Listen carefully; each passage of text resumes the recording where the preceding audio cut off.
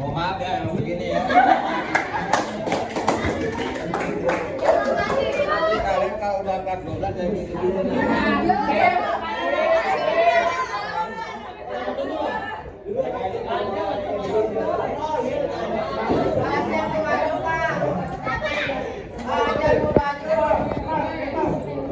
Kayak gini aja, berbulan-bulan nggak ada.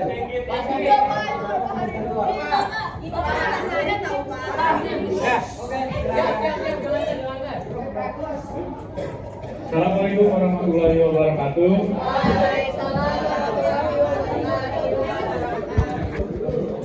Jadi kami di sini mohon izin minta waktunya sebentar. Kita ingin mempresentasikan yang sudah kami buat tentang sifilis. Ya, perkenalkan kami dari kelas biologi 3. Nama saya Muhammad Hadi Putra.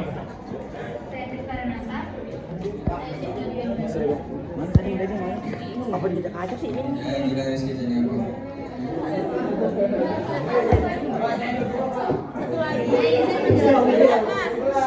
Siapa kenalan lah? Oke, jadi pertama apa ya? Kok bisa dikenalin? Kenalin dong. Iya. Dan yang di sana ya ada.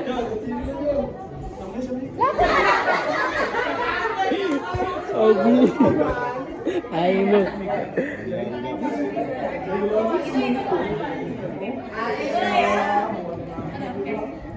Jadi pertama apa sih sifilis? Karena ini adalah tema yang akan kami presentasikan hari ini.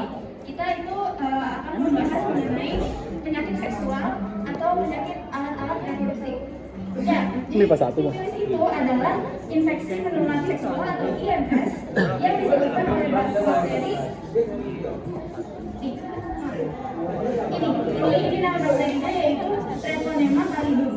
Yang umumnya ini sifilis itu disebarkan melalui kontak fisik. Nah, lalu apa sih gejala-gejalanya? Jadi ada 3 tipenya kan, dan tiap tipe tuh mempunyai gejala yang berbeda. 3 tipe itu ada primer, sekunder, dan juga tersier yang memiliki gejala. Yang primer itu 1, infeksi luka pada alat kelamin, 2, rasa sakit pada bagian tenggorokan. Lalu yang sekunder itu ada ruam pada telapak tangan dan kaki, demam, rambut rontok, pembengkakan, kelenjar getah, dinding. Lalu yang tersier itu impotensi, masalah jantung, kebutuhan alat penggunaan, dan juga kulit. Dari situ kita tahu bahwa tersier ini yang paling membahayakan ya kan. Lalu berikutnya? Oke, selanjutnya saya di sini akan menjelaskan cara mencegah penyakit sifilis. Yang pertama, gunakan pengaman saat berhubungan seksual. Yang kedua, tidak menggunakan jarum suntik yang sudah dipakai. Yang ketiga, tidak berinteraksi pasangan dan saling terbuka mengenai penyakit seksual. Oke, di sini ada penyebabnya. Yaitu penyebabnya adalah bakteri yang bernama Treponema pallidum. Nah, yang masuk dan menginfeksi seorang melalui luka atau di vagina, penis, anus, dan bibir. Cara pengobatan itu yang primer dan sekunder itu melalui antibiotik atau suntikan, kurang lebih itu 14 hari. Kalau untuk tersier atau ibu hamil itu pakai antibiotik yang diberikan oleh dokter melalui infus. Ibu. Selanjutnya ada jumlah penderita penyakit sifilis di Indonesia. Untuk penderita ini dari tahun-tahun sebelumnya cukup banyak peningkatan. Yang awalnya sekitar 12.000 kasus, dan di tahun 2022 itu menjadi 21.000 kasus. Untuk tipe-tipe dari penyakit sifilis itu dibagi menjadi 3. Yang pertama sifilis primer, yang kedua sifilis sekunder, dan yang ketiga sifilis tersier. Untuk ketiganya ini memiliki gejala-gejala yang berbeda, juga menyerang organ-organ yang berbeda. Yang pertama itu untuk kelenjar getah bening, yang kedua lebih dominan ke kulit, dan yang terakhir tersier itu lebih dominan ke organ-organ jantung, hati, dan lainnya.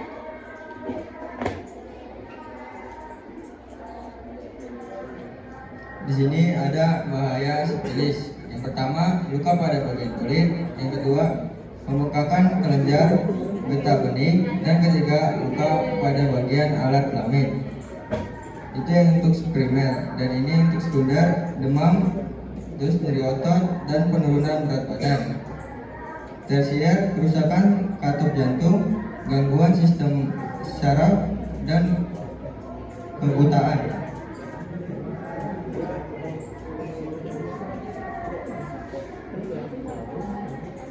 Oke, sekian dari presentasi kami. Apakah ada yang ingin bertanya?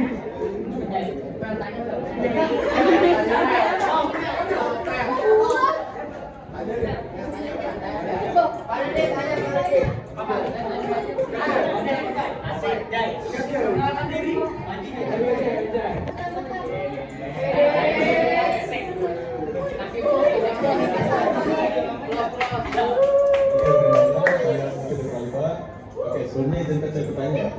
Itu kan sifilis itu tadi disebutkan oleh Treponema pallidum, ya kan? Pallidum. Terus tadi di kasus 2000 berapa ini? 2020. Oh, 2022 itu ada 20.000 kasus. Dan di 2023 naik jadi 21.000. Nah, ini kan kita udah ada edukasinya ya kan? Dengan penanganan sifilis dan sebagainya. Tapi kenapa masih ada peningkatan gitu? Lalu kalau misalnya udah ada penanganan gitu dan nggak apa juga, apa langkah terbaiknya? Apa sekiranya itu apa intensitas lebih dari penanganan itu?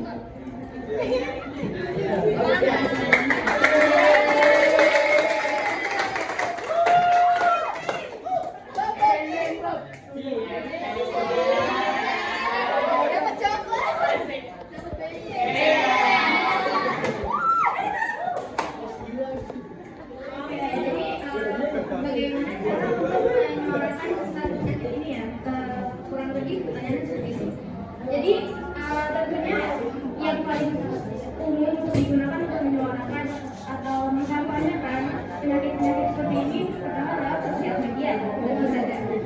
Apabila itu memang tidak dapat menyebar luas dan secara efektif, kita mungkin bisa menggunakan influencer tidak hanya dari kita sendiri, karena kita mungkin followernya tidak terlalu banyak, jadi tidak bisa mencapai audiens yang banyak.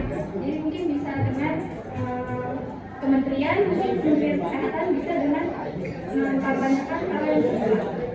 Kalau itu masih tidak bisa tidak efektif, tentunya harus ada sex ed di sekolah yang diselenggarakan oleh Kementerian Kesehatan, karena sex ed ini masih tabu ya di Indonesia tuh, masih jarang diucapkan atau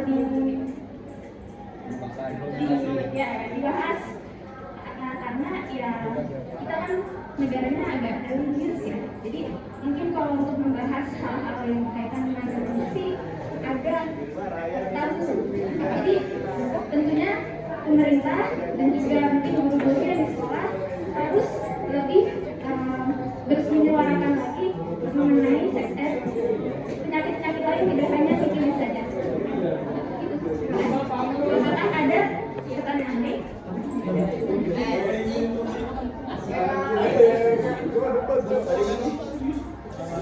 Saudari bilang negara kita ini religius, tapi di 2 tahun belakangan itu malah meningkat. Dan menurut saya itu bukan tugas pemerintah doang, tapi dari diri kita sendiri dulu. Kita harus mengedukasi diri kita, baru pemerintah yang memfasilitasinya. Jadi kita nggak bisa menyalahkan pemerintah, kita juga nggak harus influencer ke yang mana-mana, nggak harus, dimulai dari diri sendiri. Apakah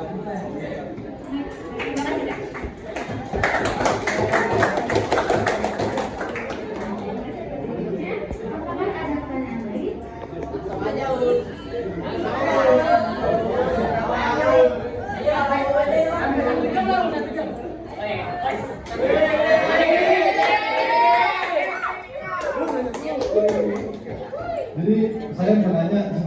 gejala sifilis dari awal sampai benar-benar parah tuh kayak gimana? Dan ini kan nggak ada kan? Ya, proses terkena sifilis itu gimana awalnya? Oke, terima kasih. Dari gejala awal sampai parah.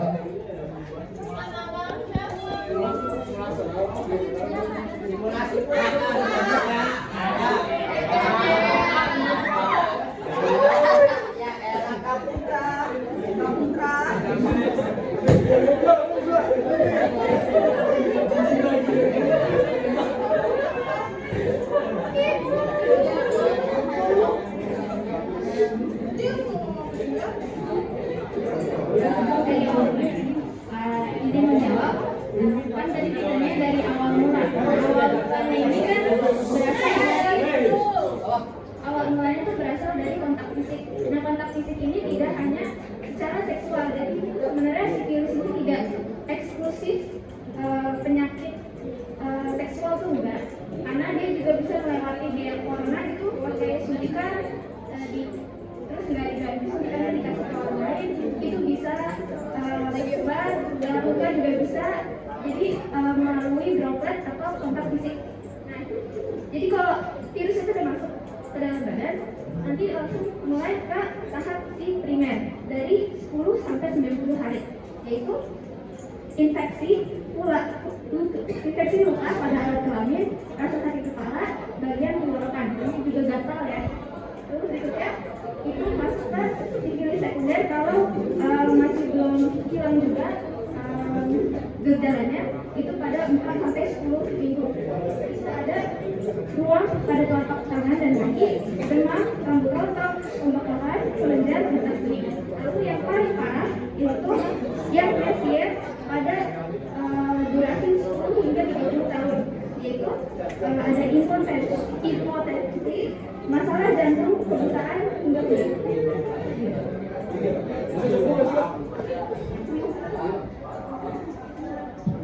Oke, jadi penyakit ini bukan penyakit yang akut ya. Jadi penyakit ini itu bisa sembuh, tapi tergantung dari seberapa jauh dia itu sudah terinfeksi. Kalau misalnya dari awal proses penyembuhannya itu lebih cepat, untuk yang lain itu mungkin lebih lama, tapi bisa sembuh. Bisa sembuh apabila ke pihak yang berwajib seperti ke dokter. Apabila diamkan saja, tentunya dia bakalan terus menerus semakin parah. Apalagi hingga gagal jantung kan bisa menyebabkan kematian. Maka apabila kita sudah merasakan gejala-gejala yang berindikasi sifilis, kita harus segera melakukan. Apakah ada yang lain?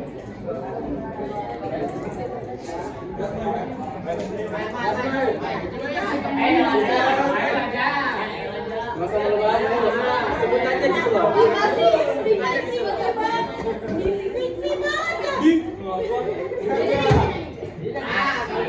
Dia takut dicepil.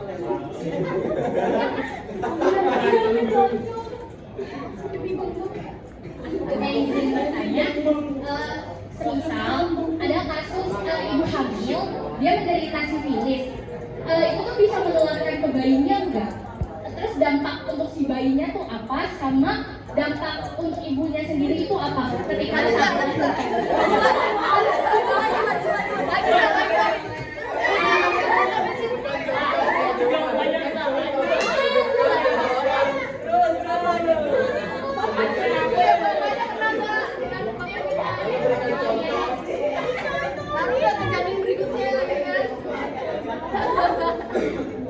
Ya sama ini juga sih, kan ibu tadi kan katanya itu bisa karena bisa tersebar melalui kontak interaksi ya tadi. Nah itu tuh kan ayahnya ibu, makanya itu kan apa namanya berinteraksi juga kan sama si ibu yang menderita. Nah dampak si bapaknya juga tuh apa? Setelah berinteraksi sama ibunya tuh dampaknya kena dampak apa? Udah gimana?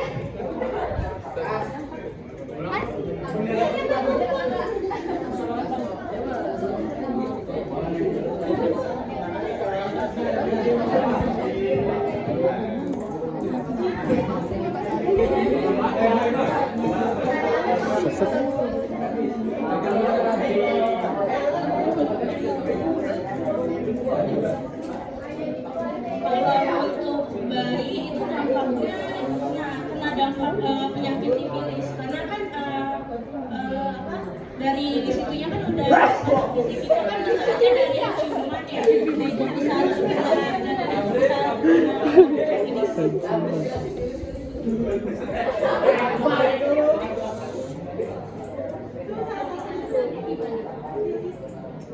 Untuk ayahnya sendiri, karena yang dibutuhkan tuh kontak fisik sama seperti corona gitu ya. Selama dia tidak melakukan social distancing atau tidak berkontak sama sekali, seharusnya sih bapaknya aman.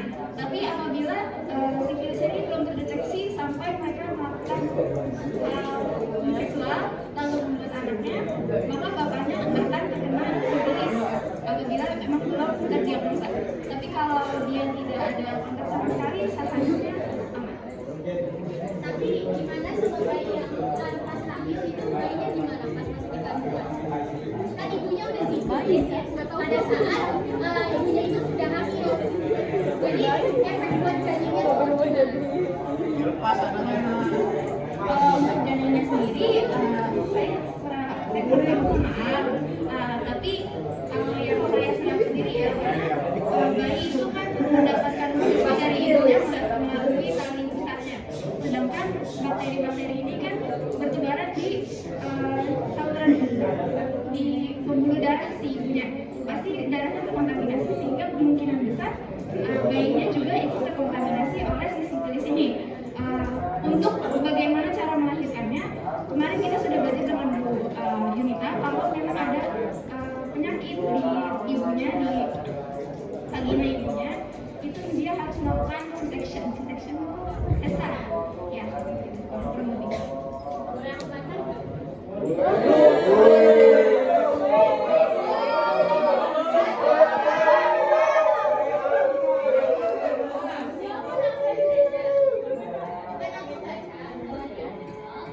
kalau misalkan ada ibu hamil itu juga bisa mengakibatkan si bayi yang dalam kandungan itu terus juga saat bayi baru lahir ya bayinya itu bisa langsung meninggal karena ibunya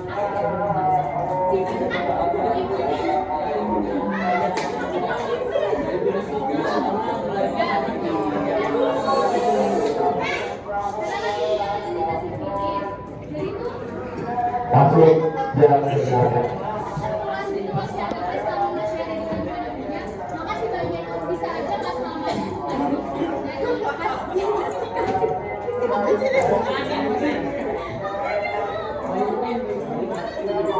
Semuanya Bu Yunita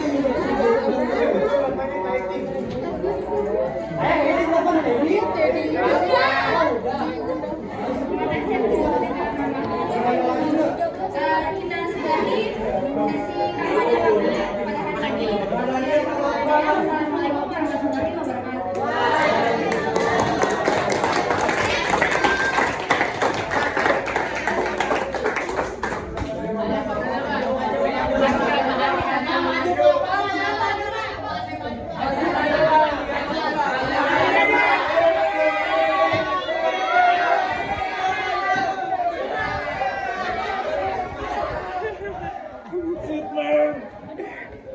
Gimana perasaannya? Gimana perasaannya? Ini nunduk main, ini nunduk nyanyi. Mental dia. Terlalu cowok. Gila mental, bro.